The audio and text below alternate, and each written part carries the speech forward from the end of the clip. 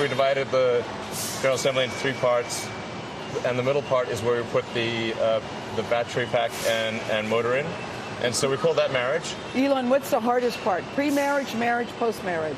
Right now, marriage is the hardest part. Marriage is the hardest part. Elon Musk's relationship with outside analysts and investors is also going through a rough patch these days. I'm definitely under stress, so if I seem like I'm not under stress, then I'm going to be clear, I'm definitely under stress. In the past month, Tesla has issued a voluntary recall of 123,000 of its older Model S vehicles, dealt with a fatal crash of a vehicle equipped with its semi-autonomous driving system, and suffered a downgrade of its credit status on Wall Street. The Model 3, still in your mind, is the face and the future of the company, is it not? Yes, absolutely. But the most important thing on his mind these days is solving production delays for the Tesla's new Model 3 sedan here at his massive factory in Silicon Valley. You started saying we'll do 5,000 a week, then, okay, that didn't work out, we'll do 2,500 a week, and now it's a little over 2,000 a week. Does that trouble you? Yeah, no, that's true. I need to figure out how to be better, and then we can be better at meeting goals. Tesla's future is tied to this car. When Musk introduced it last summer, the Model 3 was billed as the company's first mid-priced, mass-produced electric car, accessible to middle-class customers, not just the super wealthy. You said to your team, everybody get ready to meet the demand. We're going to be in production hell. Yes. But you didn't expect this kind of production hell, or did you? No, it's worse than I thought. Why is that? Why is it harder? What happened? We got complacent about some of the things that we felt were our core technology. We put too much new technology into the Model 3 all at once. That this should have been staged. High tech goes in the cars, but it also builds them. This is widely regarded as one of the most robotics-driven auto assembly lines on the planet.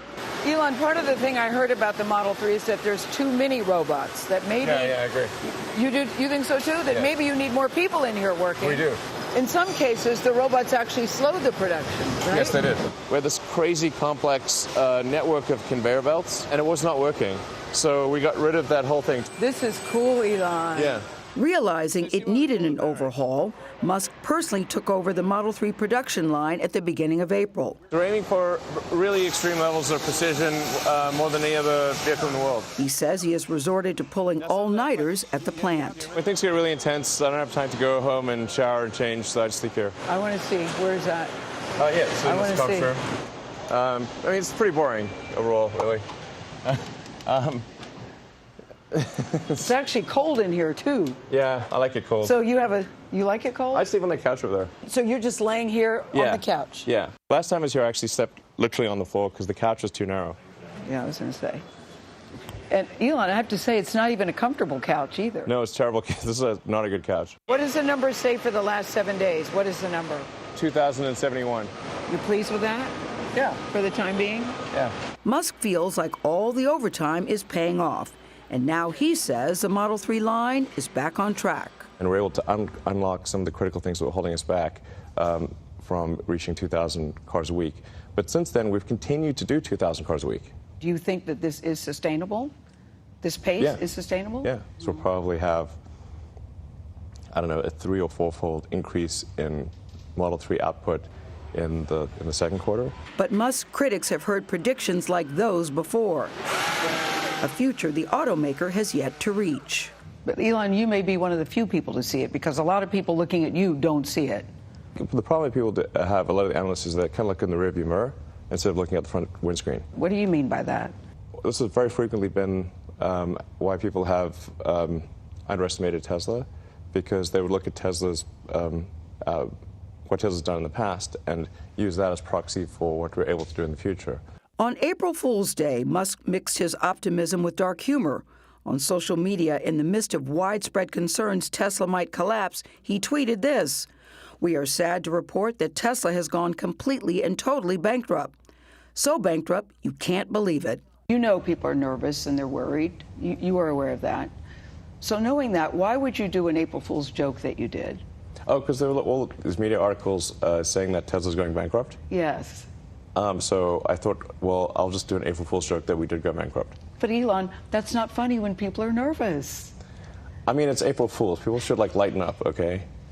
like, it should be pretty obvious, I think, that I'm not going to joke about bankruptcy if I think it's remotely real. I'm feeling pretty optimistic about where Tesla is at this point. Like, at this point, I can have a clear understanding of the path out of hell. And I do not, until recently, have a clear understanding. Elon Musk says anyone who pre-ordered the Model 3 when it was unveiled last July should be getting their car in about 3 to 6 months. And that's about 6 to 9 months later than they were promised. So listen, I have to say he really is on the case. When you hear about him sleeping at that factory, you go, yeah, sure, right. But I asked employees when he wasn't around, he actually does sleep in that room. And I said, but why are you doing this? It's not like you're out there, you know, painting a car or running a machine. He said, because I can solve the problems in real time. I look at that board, I can see where a problem is and go and make the correction and go check it out myself. So he's very serious. What I like hearing about him is he's showing us him making his mistakes in real time and trying to fix them, tweaking. We never get to look inside the clockworks. While, you know, what he's learning about automation matters for him. Who knows if it'll help with the car? But it's a crucial thing happening to all businesses, learning that sometimes you can over-automate. And to watch that happening in real time is... And also fascinating to let us in when he knows he's under the gun, when he knows that people are complaining. He says, sure, come on in. He's very calm, very confident, and he's very matter-of-fact. He's very matter-of-fact in the way he speaks, but I just think he's terrific and on the case. Yeah, we'll have bold and creative. Yes, I mean, yes. He thinks outside the box, Nora. We like that. Yeah, absolutely. We'll have more of him at 8 o'clock. That's right. Yes.